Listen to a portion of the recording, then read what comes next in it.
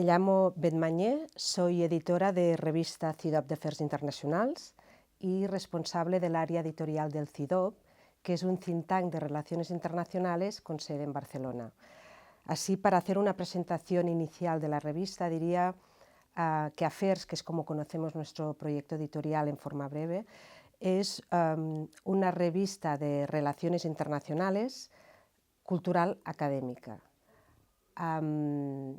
En su momento, cuando se creó, fue pionera porque fue a inicios de los años 80. En ese momento prácticamente no había ninguna revista de relaciones internacionales en lengua castellana y catalana, porque al inicio también publicábamos en catalán. De hecho, recientemente la publicación celebró el 40 aniversario con un número especial sobre el orden internacional que coordinó bajo la coordinación científica del director de la revista y de CIDOB, que es Pol Morillas, y se hacía un balance y análisis de este orden internacional cambiante actual.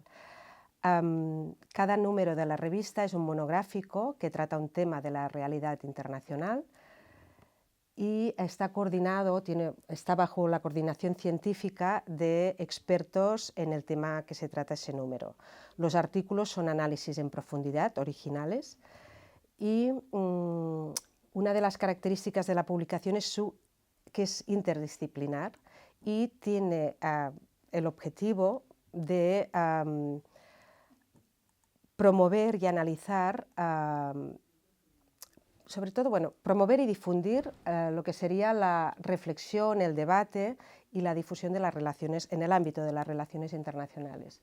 Va dirigida a un público académico, pero también del mundo político, asociativo, profesional, aquellas personas interesadas en las relaciones internacionales. Y se publica en versión papel y en versión digital.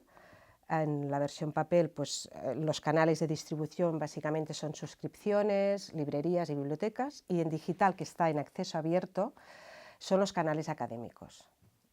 Está alojada en la web de CIDOB y también en otras plataformas académicas, como RECIT, que es el repositorio de la FECIT, y JSTOR, que es un repositorio de Estados Unidos.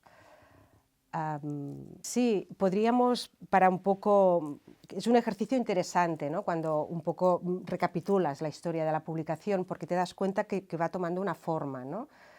Por un lado, a partir de una estrategia, pero también de forma natural. Y podríamos dividir esta trayectoria de 40 años en 3 etapas, que evidentemente están íntimamente ligadas con la trayectoria de CIDOB, porque la revista no se entendería sin su institución editora, ¿no? Entonces, la primera etapa sería la inicial, la que iría de inicios de los años 80 en su creación hasta la segunda mitad de los años 90. La segunda etapa iría de finales de los años 90 y toda la primera década del presente siglo, y la última sería la que se inició en la segunda década hasta la actualidad, evidentemente con cambios que también ha habido y se ha evolucionado.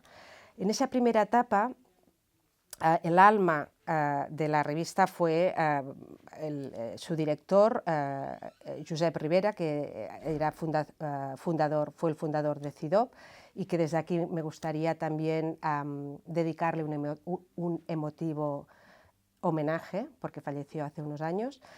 Y en esa etapa CIDOB era sobre todo centro de documentación y biblioteca. Entonces, la revista se gestionaba desde el centro de documentación y los contenidos se seleccionaban de manera compartida entre la dirección y un grupo de universitarios y universitarias que trabajaban temas internacionales y venían de distintas disciplinas, ¿no? Pues de ciencias políticas, del derecho, de la economía, de la historia, etc.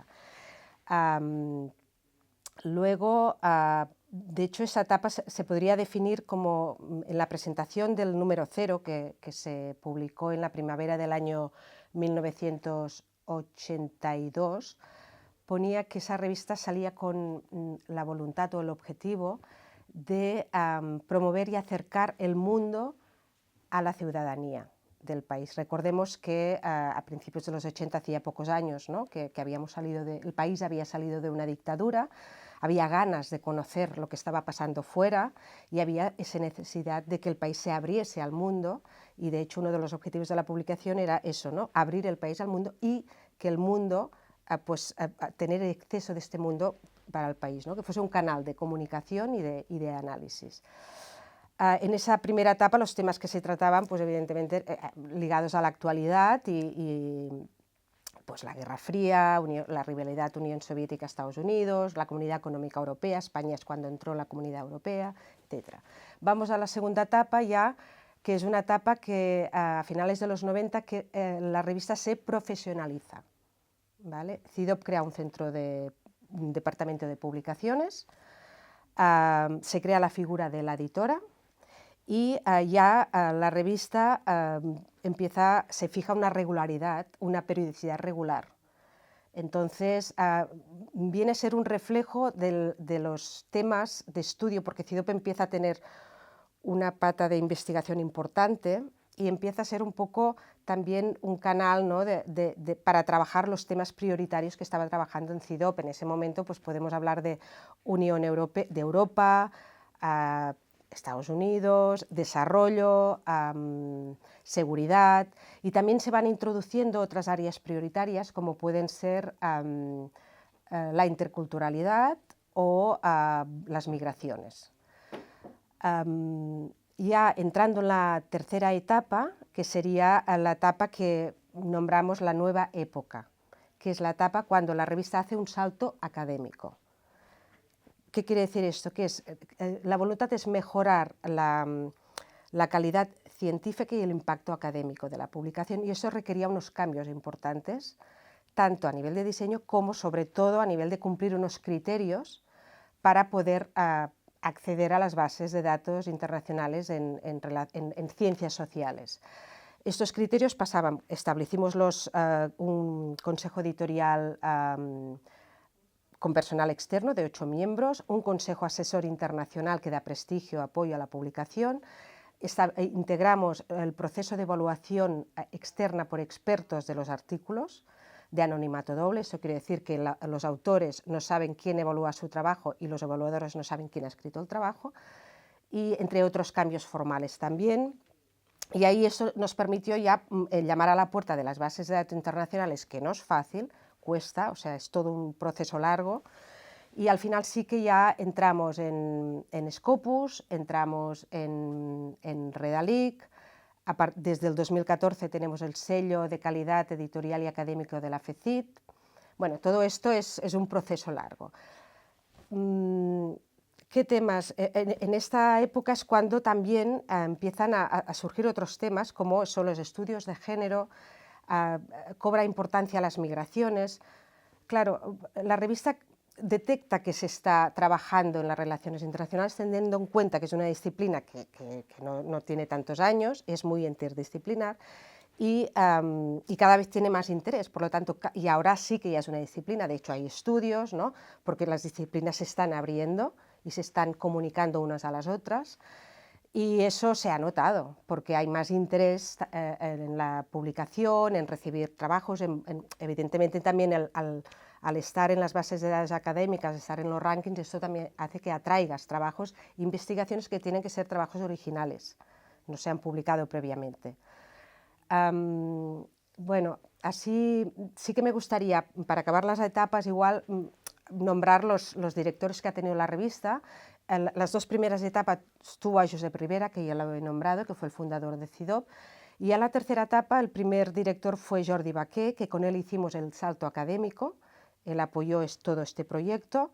Luego tuvimos a Jordi Bacaria, que con él se reforzaron las relaciones transatlánticas, sobre todo con América Latina, y el director actual, Pol Morillas, que es con el que intentamos esclarecer y dilucidar este mundo de cambio, este orden internacional que está cambiando, y bueno, cada número intenta aportar, ¿no?, nuevos elementos para la reflexión y el análisis, ¿no?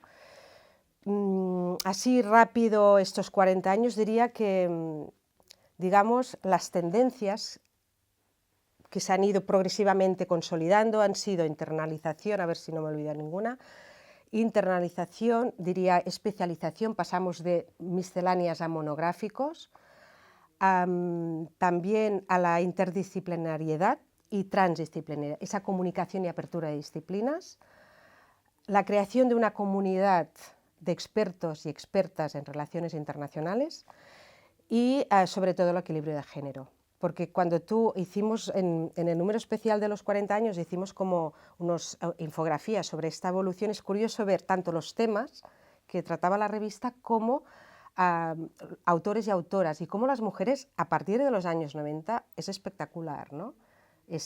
Cómo se han introducido, bueno, no solo en esta disciplina, en todas, ¿no? En general, pero sí que se ha notado en cuestión en la coordinación científica como autoras, como revisoras. Bueno, sí, es que claro, como cuando hicimos el salto académico introducimos el peer review, es decir, esta evaluación externa, que se conoce como peer review así en la jerga, claro, abres una cartera de evaluadores y evaluadoras. Ahora ya tenemos más de 700, desde el año 2012, que es cuando empezó esta tercera etapa, ¿no?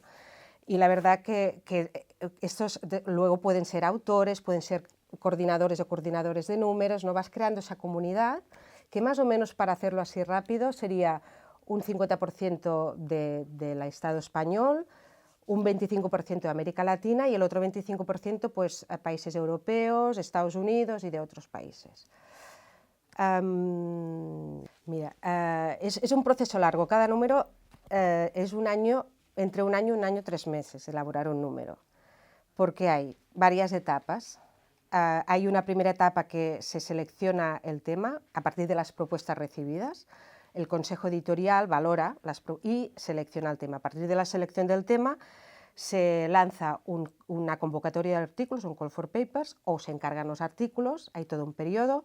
Luego hay un proceso de selección de propuestas recibidas, que son abstracts, con la coordinación científica. Los seleccionados se encargan los artículos.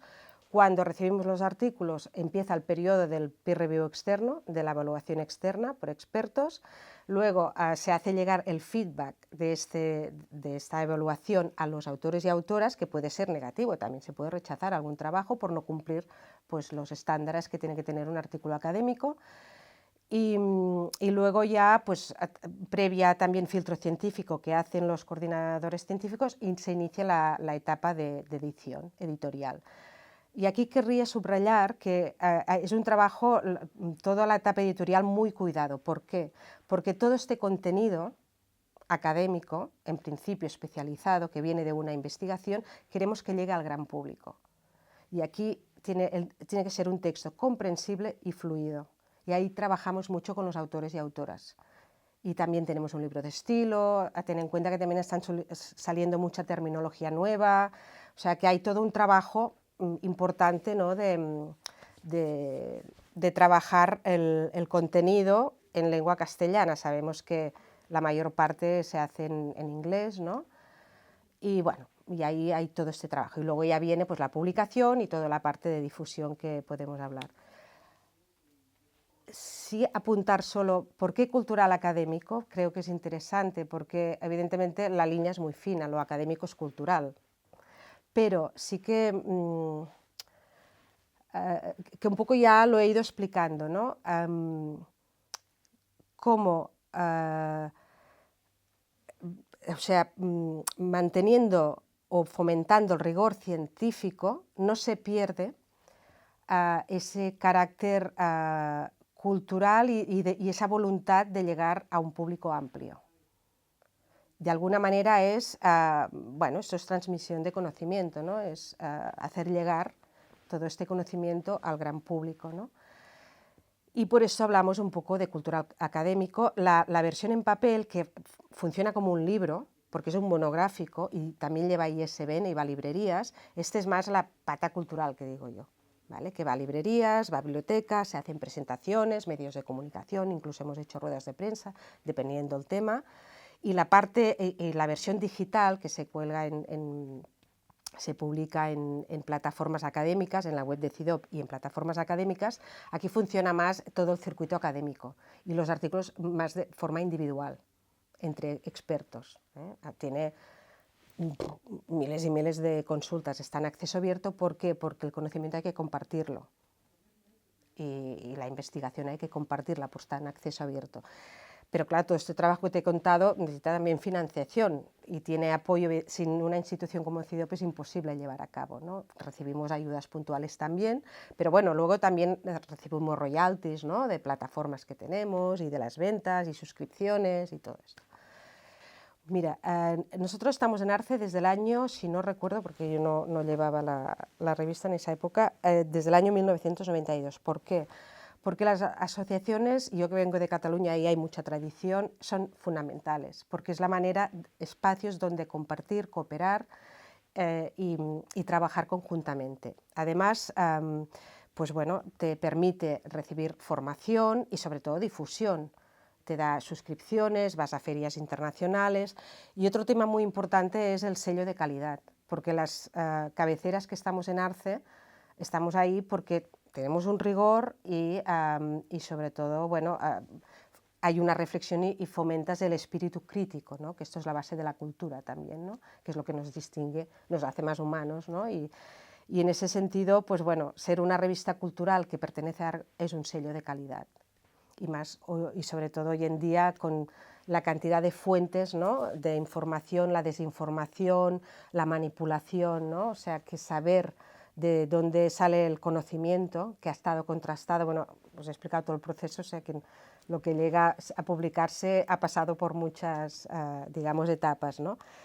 Y bueno, y aquí estamos. Yo invito a toda la gente que tenga proyectos culturales que se acerquen porque realmente entiendo que no es fácil levantar un proyecto cultural editorial, una revista cultural, porque bueno, es trabajo pero por eso es importante apoyarlo porque son espacios de reflexión y de conservación del conocimiento y de conservación y difusión del conocimiento.